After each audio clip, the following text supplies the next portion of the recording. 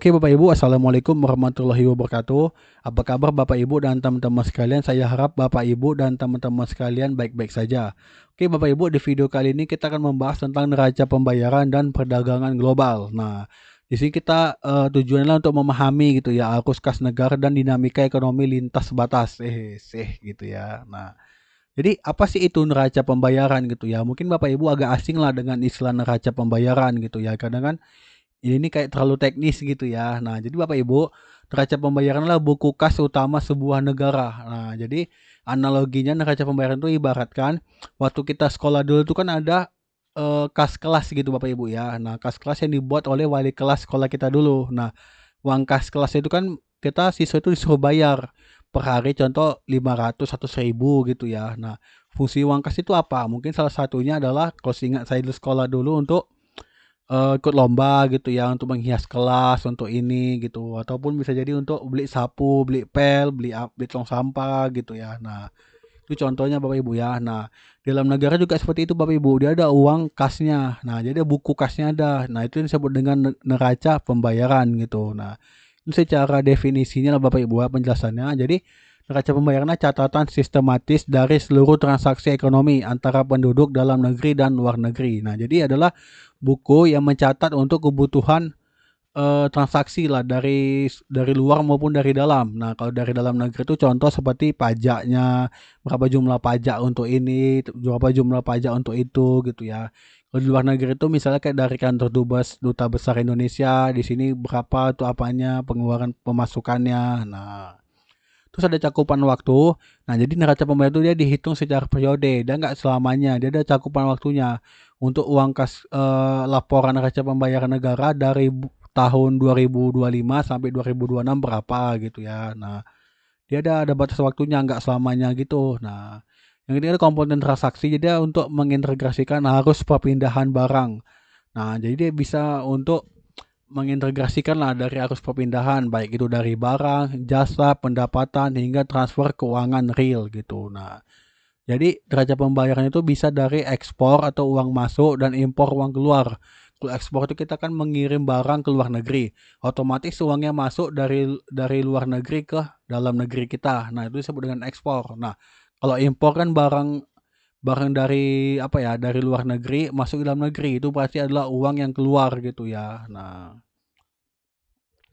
jadi di sini ada anatomi atau pencatatan transaksi lintas batas. Nah, jadi anatomi itu ibaratkan kayak secara mempelajari secara bagan lah gitu ya. Ibaratnya kayak anatomi manusia kan ada tangan, kaki gitu ya. Nah, dalam ekonomi dia ada dua, neraca berjalan dan neraca modal gitu ya. Jadi neraca berjalan itulah current atau disebut dengan current account gitu ya. Nah, mereka neraca modal dan keuangan. Nah, jadi kalau di neraca belanja itu adalah fokusnya transaksi ekonomi real, baik itu bisa dari ekspor, Bapak Ibu misalnya ngekspor barang gitu ya, baik itu ada tentang pariwisata, baik itu misalnya tentang apa banyak lah gitu ya. Nah, salah satunya seperti ekspor, tentang wisata. Nah, itulah neraca berjalan gitu ya, untuk transaksi ekonomi real. Nah, kalau dia neraca modal keuangan itu bisa dengan transaksi aset atau investasi.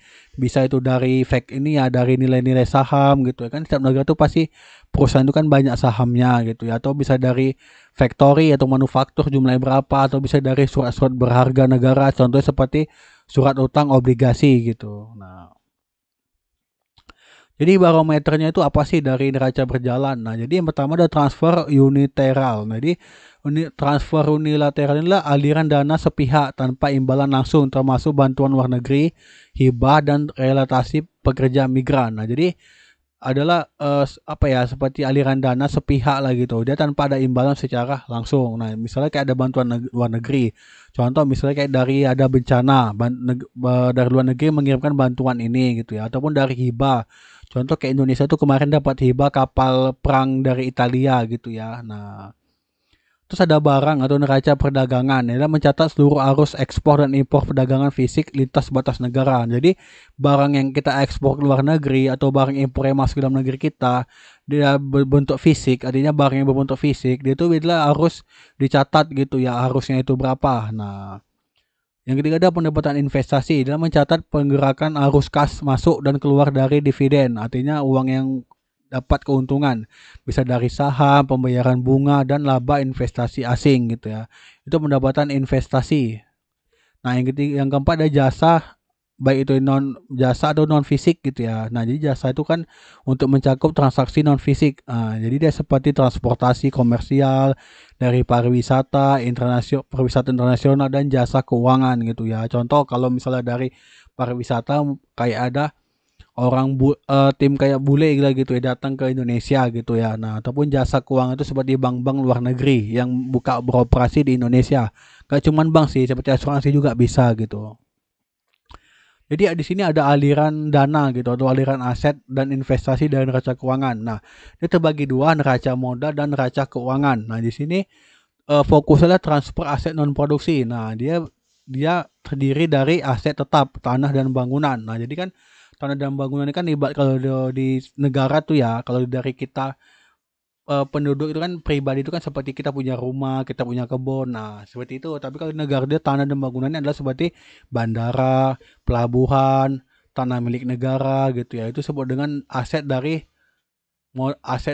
neraca modal. Nah, atau yang kedua ada aset tak terwujud dari hak paten dan merek dagang. Nah, jadi kan Indonesia itu negara itu kan pasti punya hak patennya atau merek dagangnya. Contoh, misalnya barang-barang brand-brand dari Indonesia itu ada apa aja itu bisa dari aset tak berwujud gitu ya. Nah, yang kedua ada neraca keuangan, ada investasi langsung atau FDI yang bisa kita sebut. Nah, dia adalah pembangunan pabrik dan akuisisi. Nah, contoh misalkan dari kita mau bangun pabrik atau kita mengakuisisi sebuah perusahaan gitu.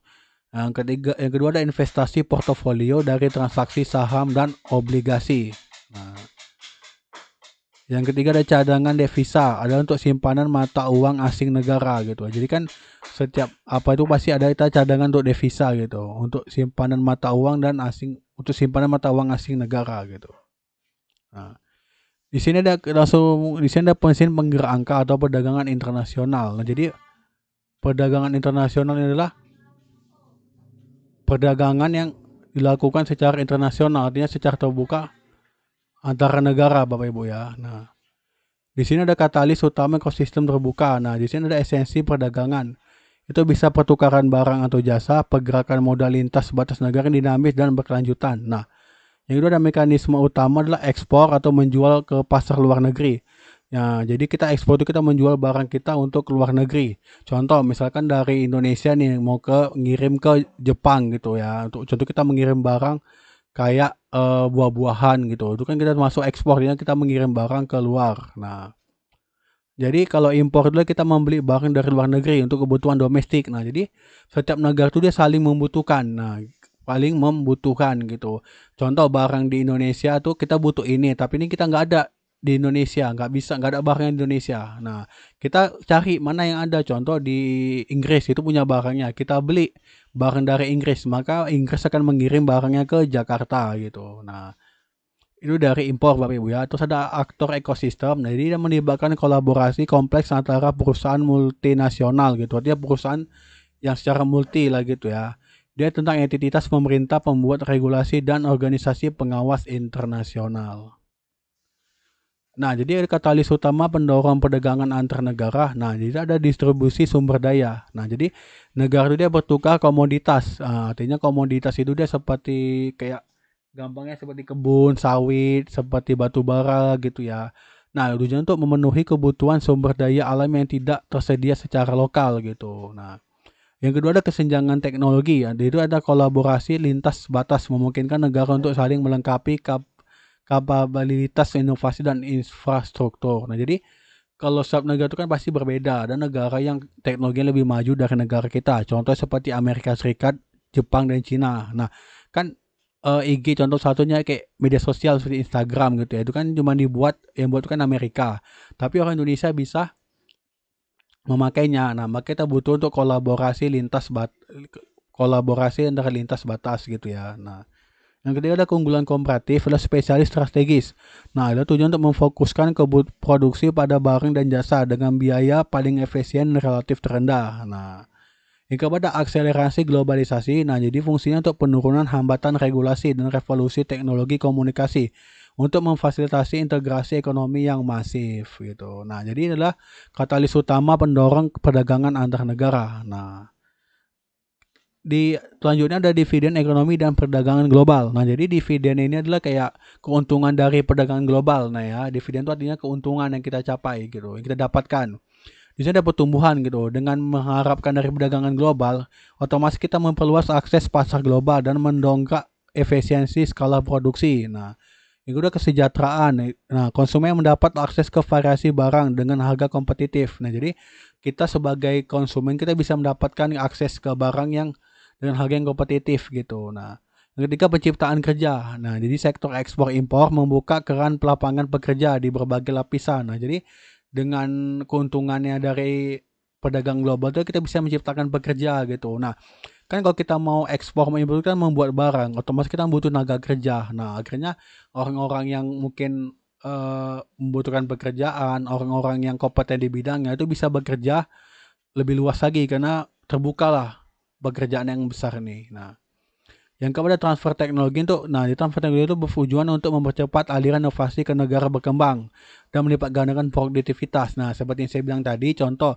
negara yang jago di dalam teknologi, contoh seperti Amerika gitu ya. Nah, dia kan mengirimkan salah satu dari produk teknologi mereka untuk digunakan di Indonesia. Itu yang kita gunakan seperti YouTube, Google, media sosial seperti IG, Facebook, dan lain sebagainya.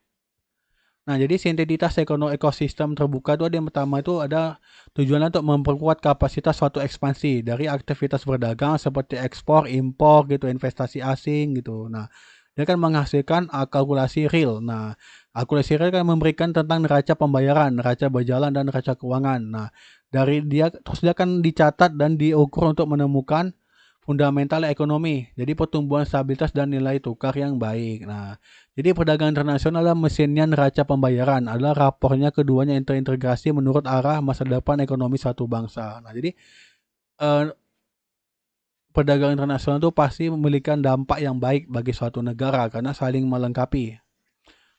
Oke, Bapak Ibu, sekian video kali ini gitu ya. Kalau Bapak Ibu jangan lupa subscribe untuk video untuk channel ini.